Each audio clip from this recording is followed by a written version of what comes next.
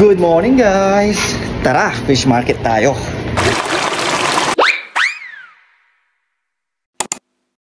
Mark.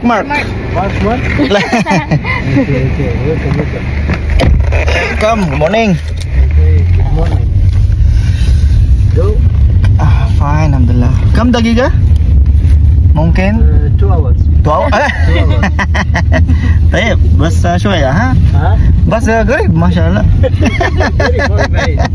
Okay guys, nandito na tayo. Central. Let's go. Ang ganda mag-fish market kapag maaga kasi bukod sa hindi na mainit, fresh pa yung mga mabibili natin. Ada? Ha? 30 kilo? Ano, kuha tayo tatlo? Tatlo lang? Tatlo lang kunin natin. Mungkin jibas talata? Talata kilo? Talata. Ada? Tayap. Mayaman yan. 3 piraso ng crab. 1 kilo mahigit. It was 40 real. Madalas maraming Pinoy dito is Friday kasi karamihan ng mga Pinoy day off ng Friday. So maganda talaga dito pumunta ng umaga kasi pag tanghali na, siyempre alam mo naman, kahit sa Pilipinas pag pumunta ka ng tanghali sa fish market, iba na yung quality ng mga isda. Okay, next natin bibilihin hipon.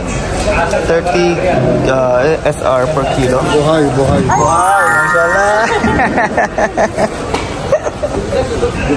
20 bare. 20? Di dagdag. Kaya mo kasi ko kung pwede na yun. Okay, show. Okay, show. Law, katirol. Shoot. Shoot bus. Pwede na yan? Pwede na? Okay. Pwede na? Oh, okay na. Paras boss, syukran. Aywa.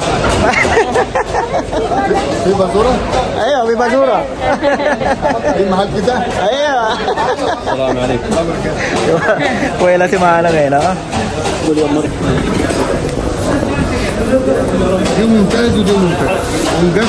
Hey guys, nakabili na tayo ng hipon, malalaking hipon. So, nabili natin siya ng 35 SR, 1 kilo. Nakakatuwa si Manong, marami siyang dinagdag. Kaya imbis na half kilo lang yung bibili namin, napabili kami ng 1 kilo. Okay, next, bibili natin hasa-hasa.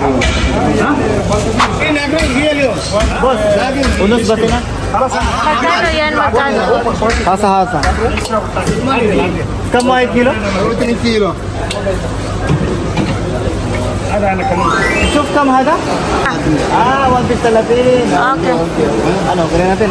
Te. Syukran. Nada? Ay, koy, talatin ha? Ayo, talatin. Ala arif 16 dulu. Saya, syukran. Okay.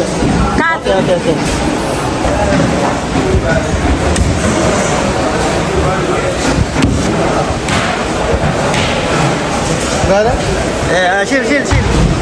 Apa? Maaf ka.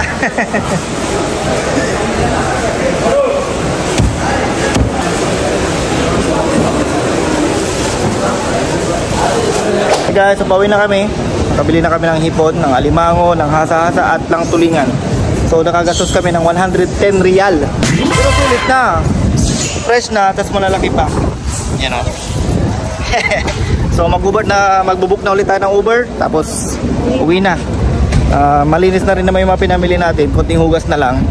Tapos i-store na sa ref. At ayun, mabilis lang, iprito, isinigang, ano ba? Kahit anong luto. Lagay sa gulay. Ayun. Yan na. Uwi na tayo guys. So lilinisan na lang natin yung mga pinamili natin. Tapos magprito tayo ng hasa-hasa para sa lunch. Time check tayo, 7 AM na dito. So umalis kami doon ng 6, pauwi kami ng 7, diba? Bilis lang ng aming pag-fish market. Na prito tayo ng hasa-hasa para sa ating lunch maya-maya. At magpapahinga na. Kailangan nating maligo kasi amoy isda kaming dalawa.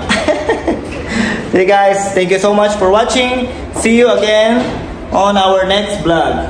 Bye-bye!